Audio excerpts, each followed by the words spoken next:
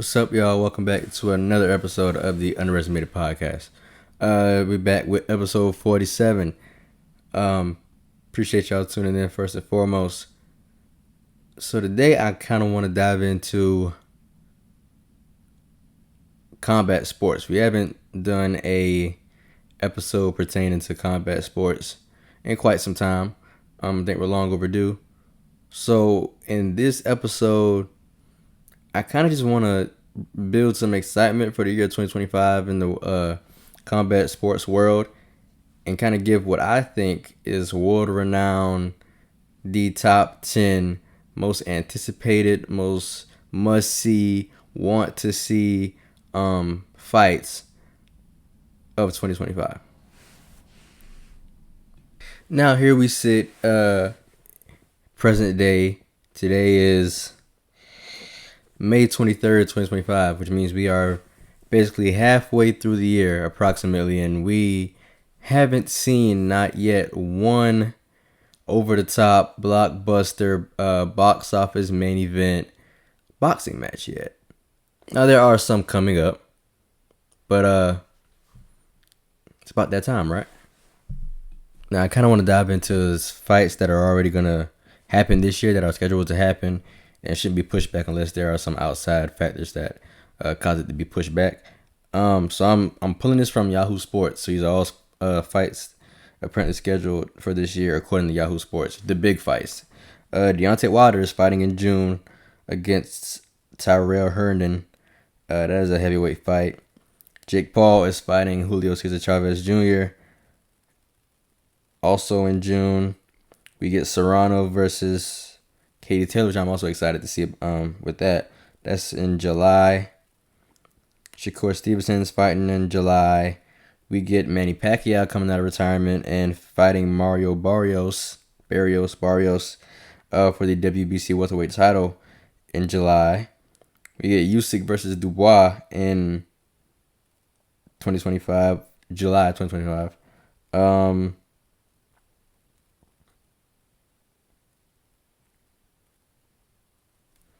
Yeah, that looks to be the. I mean, you got Caleb Plant fighting, and Charlo fighting on the same night this month. Maybe they're not fighting each other, so but I mean, I think from what I've been reading recently, if those two win their fights at the end of this month, then that'll pretty much have all their ducks in a row for them to fight each other next. Oh, then of course in September we are supposed to be getting Terrence Crawford and Alvarez. So I kind of wanted to look through this for myself because I kind of wanted to see if any of the fights that I have set up are already scheduled to happen this year, because then they would be considered as duplicates. But looking at this, maybe one, but I don't think it's more than one. So let's dive into my list. Now it was hard trying to kind of rank this because I was kind of thinking of how do I rank this from 10 to 1? Do I go, would it be would 1 be the most anticipated and 10 be the least? But I feel like that's how I did it. So I tried to rank it as that. Obviously y'all can obviously have y'all opinion on if you think the sixth fight I picked was more anticipated than the 9th fight I picked or whatever. But, that's kind of how I got it ranked. So, with that being said, at number 10, I have Deontay Wilder versus Anthony Joshua. The heavyweight collision that took too long. This is the heavyweight showdown boxing fans have been clamoring for since the late 2010s, and while it's been years in the making, 2025 might finally be the year that we get this dream clash to become a reality.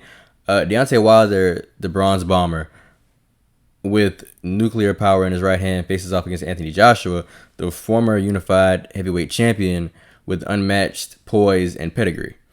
Both men are now in the twilight of their careers, which only adds to the urgency and drama, right? And so it's more than just a fight. It's legacy on the line. Now, who truly reigned supreme during the most the post Klitschko heavyweight era, who has one last run in them, right? Fans don't just want this fight; they need it. We need this fight, and so even though they are both considered somewhat past their primes, Wilder and Joshua bring fireworks every time they step into the ring. And if they finally meet in 2025, expect a global event packed with nostalgia, pride, and the kind of explosive knockout potential that can only come from two of the most feared punchers of the last decade. And man, for me, like the you know how people say like when an athlete that has been beloved um kind of falls off to a certain degree over an extensive period of time. I think Deontay Wilder has fallen in that category now, and it hurts because I am a huge Deontay Wilder fan. Um, Deontay Wilder is probably one of my top 5 favorite boxers of all time, and his decline has truly been disheartening. And so I would love him to get a bounce back win. If he gets a win now against Anthony Joshua, that can absolutely change the narrative against uh, Deontay Wilder. Now we got a fight that I guess a lot of people want to see. I'm on the fence about it. If it happens, I more than likely will tune in, but I think the result will be repetitive, and that would be at number 9, the Terrence Crawford versus Errol Spence Jr. Part 2. Crawford Spence 2. Redemption or repeat. The first fight wasn't just a win for Terrence Crawford, it was dismantling. He made history by becoming the first man to stop Errol Spence Jr., capturing the undisputed welterweight crown in dominant fashion. But 2025 could offer something even more intriguing. The rematch. This isn't just about belts anymore. This is about pride, reputation, and legacy. Spence has taken time off, recalibrated, and has likely studied every painful frame of that 2023 defeat. If he comes back sharper, stronger, and with a new game plan, fans could be in for a completely different kind of fight. And for Terrence Crawford, it's about proving he's not just better, he's levels above. Terrence Crawford can prove in this fight that there's levels to this, and that Errol Spence is a lot of levels below him or under him. For Spence, it's just the ultimate shot at redemption for him. I mean, that's just his. This is probably for now the best way he can bounce back. And for the fans, it's a rare chance to see two of this generation's elite technicians kind of square off again with everything on the line, and possibly add a new weight class to add even more intrigue to the fight itself. Now at 8, another fight that I think result would be repetitive if it were to happen. But I think this go around it would be more action packed. That fight being at number 8, Gervonta Tank Davis against Frank Ghost Martin 2. Davis Martin 2. Unfinished business at lightweight. The first fight was electric. Gervonta Tank Davis brought the thunder as always, but Frank the Ghost Martin didn't just show up, he showed out. He gave Davis one of the toughest tests of his career, proving he belongs in the conversation with the division's elite. Now in 2025, the rematch looms as one of the year's most anticipated. Davis still carries that game-changing power, that kind that can end a fight in one blink, just like that, in a snap of a finger. But Martin has the speed, footwork, and now, after surviving in the first go-around, the experience to neutralize it. This is a battle of raw explosiveness versus tactical precision. Tank will want to remind everyone that the lightweight title throne is his, while Frank Martin, on the other hand, is gonna kind of see this as his shot to flip the narrative and begin to become the face of the division. And I think this is more so a personal thing, right? So really, there aren't necessarily any belts needed. It's more so about proving who really deserves the crown in one of boxing's most talented stacked weight classes. This fight, I mean, I saw it. I saw the first one in real time live. Frank Martin showed some fight. He showed he's definitely not a dog with no bite. But Tank is just that guy. Tank is just that dude. I think this fight would be better off if it was revisited in a couple of years. Like, let Frank kind of build himself up just a tad bit more. But then again, Tank ain't getting no younger, and he's having these very skeptical and mediocre, conceited thoughts about retirement. So it's kind of like, to everybody who wants a shot at Tank Davis, you better get him right now, because he can retire tomorrow the way he's talking. And so I think for Frank Martin, this has to happen now, and he has to beat him right now. While I don't think that'll be the ideal outcome of the situation, this is just probably the only time frame that ideal situation has at least somewhat of a possibility. Now this one, while it is at number 7, is probably the most interesting one that I put together on this list, because I'm sitting here, right, and absolutely I think you can probably see every last guy that I name in this list on the thumbnail. So like, I'm sitting here because I had this plan for months in advance, and I'm just kind of knocking it out. But because I'm sitting there thinking, like, how did I match this before? How did I put this into the thumbnail? And then now I'm like going back at it, like, all right, I got this dude against this dude, this guy against this guy. I'm sitting here like, who do I have to fight Inoue? And I thought about someone, and I was like, I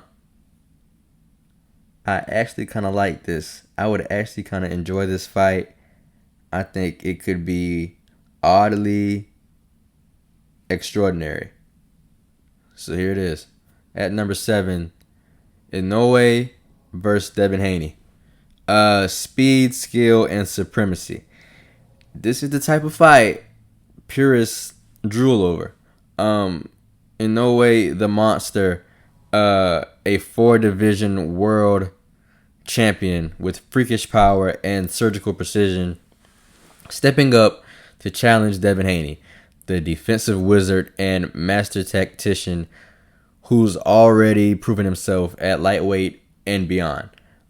What makes this so compelling in 2025, I think, is the potential collision of styles and legacies, right? And so Inoue's rise to the lower weight classes has been nothing short of historic. He's blasted through champions like they were placeholders.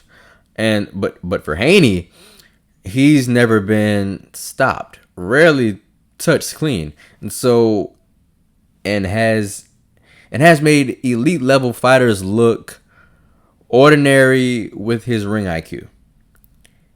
It's a chess match that has real knockout stakes, right? So can Inoue's power carry up against a slick mover like Haney? Can Haney control the pace and frustrate a knockout artist like Inoue? It's not just a clash of divisions, it's a clash of philosophies. And if it happens, it'll be the most cerebral, high stakes matchup probably of the year. Now this one has some comedic structure around it. I think this would be. I think the buildup of this fight, from PR to, the press conferences, the face-offs, all that. I think that would be beautiful for this fight in particular, and I would absolutely be here for it. Coming in at number 6, Rolly Romero versus Teofimo Lopez. Mayhem in the making. If there's one fight in 2025 guaranteed to be loud before, during, and after the bell, it's Rolly Romero versus Teofimo Lopez. I mean, this isn't just a fight, it's a spectacle. Two explosive, unpredictable, trash-talking firecrackers squaring off with a whole lot more than belts on the line. Pride, ego, street cred, everything is pretty much into play here. So Teofimo, the former unified lightweight champ turned super lightweight enigma, is still chasing consistency to match his immense talents. And as for Rolly, he's the wild card of the division, brash and awkward, but he's dangerous. Very dangerous. Both fighters bring that you never know what's coming energy to the ring, and that's what makes this matchup so combustible. Forget clean technique. This would be about power, pressure, and pure chaos. One punch could end it for either fighter, or it could spark a 5-round war of knockdowns and wild swings. And the build-up, like I mentioned, easily fight of the year material before they even touch gloves. It's a guaranteed headline machine with serious fireworks in the ring. For me, I would say I like Tio a lot. I'm a huge Rolly Romero fan, not just because of the boxer that he's, but his personality is pretty comical. And that's why I was saying, like, this fight for these two guys, for their two personalities to mix and match and mesh within the boxing realm, within that square, within that ring, would simply be one for the ages. And I really hope that this fight can happen. And I mean, I think we could get an upstake in fighting because of the now new little association that is being assembled with Turkish Al Sheik and Dana White. Because we all know Dana's not afraid to, let the best of the best go at it. And Turkish has his moments, but we're still missing out on fights. I think Dana's going to kind of come in and kind of compensate for that, so where things kind of level out. So I think we will get more blockbuster fights every year. I'd say probably about 3 to 4 more than what we usually get, with now Dana White being added into the equation, into this new association there is. All right, we got half of the list down, half more to go. At number 5, a fight that I think the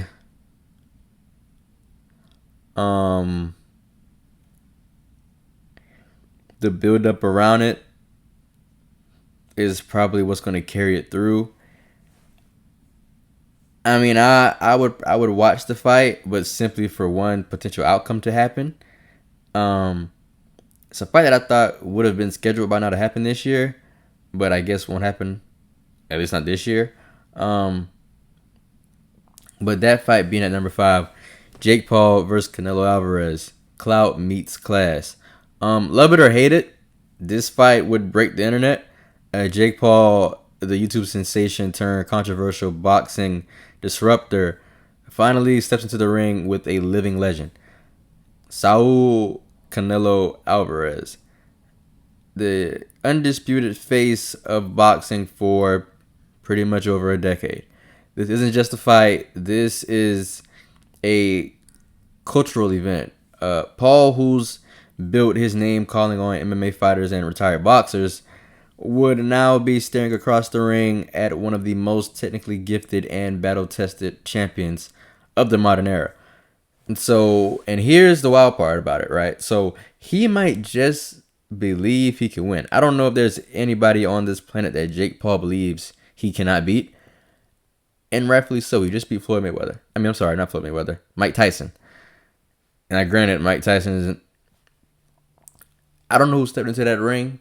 It wasn't Mike Tyson. As soon as Mike got to biting his glove, which I know is a habit of his that he's like isn't just developing now. It's been a habit of his. I knew it was kind of raps, but I very much still had faith in Mike to knock Jake Paul clean out. But it didn't happen. I don't look at Jake Paul the same after that, but it is what it is. For Canelo, it could be the ultimate flex. A public execution of a loudmouth outsider. For Jake, it's the final boss fight. The moment he proves he's more than just a gimmick. And for fans, it's popcorn-worthy chaos. You've got old school purists ready to riot, casuals locked in for the drama, and social media on an absolute fire.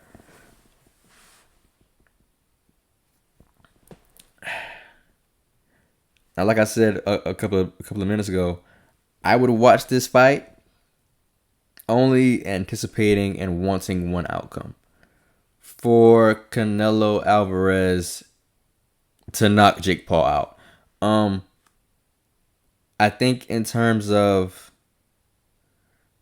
Canelo and Mike Tyson, I want to say Mike Tyson is somewhat of a positive advocate for Canelo. And so I think, you know how kind of like back in the day where Mike Tyson kind of got Muhammad Ali's get back and kind of, excuse me, I kind of avenged him, so to speak. Canelo could sort of do that for Mike Tyson in this sense. But Jake Paul is known as the problem child, right? And I mean, obviously he's a man. But he's been exactly that throughout his combat tenure. Nothing but a problem.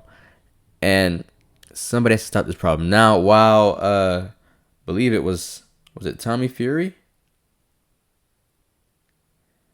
Somebody got the Jake Paul and handled him.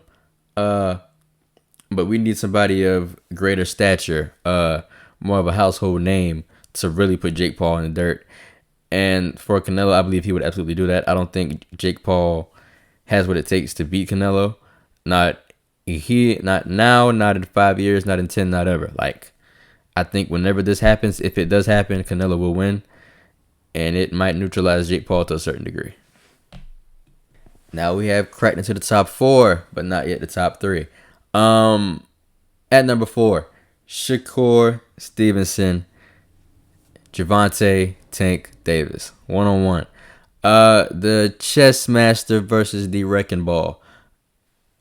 If boxing had a final exam, this would be it.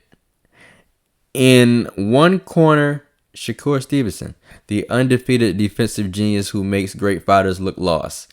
In the other, Gervonta Tank Davis, the human highlight reel with the kind of one-punch power that shuts the lights out no matter how the fight is going. This is brain versus brutality, precision versus power. Shakur's slick footwork, defensive discipline, and ring IQ against Tank's timing, explosiveness, and game-changing left hand. It's the kind of stylistic clash that turns into a masterclass or a shocking ending. What raises the stakes in 2025 is that both are still undefeated and both are still in their prime. And both want to be the greatest lightweight. No catch weights, no excuses. Just two of the best fighters of their generation risking it all to settle the debate. Who's the top dog when skill and power collide? It's not just a dream matchup, it's a defining moment for the era. Man, this fight, I'm skeptical. I'm 50-50 on this fight, but now after just talking about it like that even got me um kind of hyped up to a certain degree. You know how sometimes the best of the best go at it, right? And you have premeditated in your mind who at that time before they even square off is the better individual. And then even after that individual that you may have premeditated in your mind is better, they lose and then you still think that in your head. This is kind of what this is for me. If you sit here today and say who's better between Shakur and Tank, I'm going to take Tank. And needless to say that if Tank were to lose, I probably would still take Tank after that. Is there some slight delusion in that statement? Maybe, maybe not. But I'm not against Shakur. But I think Tank would be a real test for him. And I think for Tank, this could be what takes Tank from, I don't want to say good to great because Tank is absolutely great. Maybe from great to legendary. Like, we can really start talking about Tank as one of the greatest of all time if he were to get a win against Shakur Stevenson. We have reached the top 3, ladies and gentlemen. At number 3, David Benavidez versus Canelo Alvarez. The Mexican Monster versus the King. This is a super middleweight fight boxing's been demanding for years, and in 2025, the tension's boiling over. David Benavidez, the undefeated wrecking machine dubbed the Mexican Monster, is knocking on the door of greatness. And behind that door, Saul Canelo Alvarez, the undisputed superstar, the face of Mexican boxing, and the man who's ruled the division for years. This fight has everything: national pride, generational bragging rights, and a stylistic clash that promises all action violence. Benavidez brings relentless pressure, blistering combinations, and a chip on his shoulder the size of the Azteca Stadium. Canelo, he's the composed assassin. Head movement, body shots, and a championship experience in spades. This isn't just about belts in this scenario. It's about the throne. Is Benavidez truly the future? Or does Canelo still have enough left to remind the world who owns this division? Mexico will be watching, and the boxing world won't blink. This fight, man, could be not only a fight of the year candidate, but a fight of the century candidate, depending on how it unfolds and, results. And I would love to see this fight. Honestly, I don't know what's really the holdup of this fight being put in the works. I know it's been talked about for about the past 2 years, but still yet pen has not been put to paper and nothing has been officially scheduled. I think from what I've read over time, it might be a money issue. So I'm hoping those two can get that resolved. It would definitely be cool if the fight is in Mexico, because you got two people fighting for potentially the best Mexican boxer of all time. And so I think it would have to happen in Mexico. Like that's probably going to be like a must in this scenario, in this case. But hey, they aren't number 2. Let's go.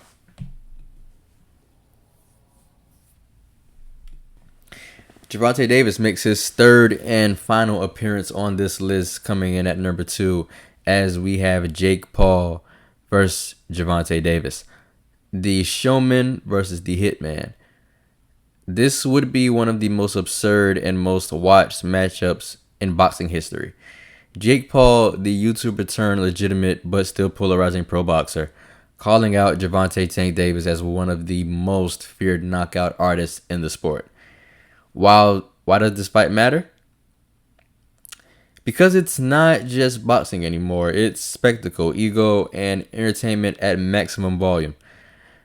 Paul would be massively outsized, but somehow still loud enough to sell it as a fight he could win. Tank, on the other hand, he might not even blink.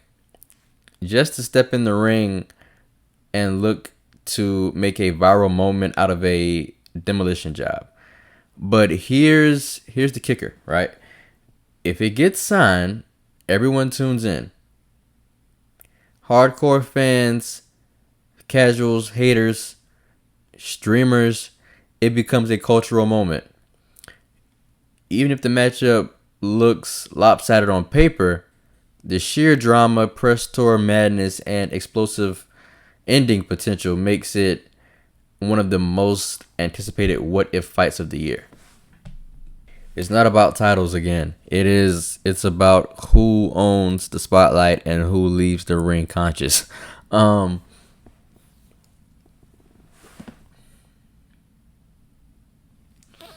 It truly pains me to just talk about Jake Paul. But for obvious reasons, this fight is box office blockbuster. And of all the fights that I mentioned, probably for all the gimmicks and antics, while it is not number one, it has that number one potential. Like, I see my 1 and my 2 could be potentially looked at as 1 and 1A. Because, man, this is, from a size perspective, it could be looked at as David versus Goliath. And Tank is absolutely David. I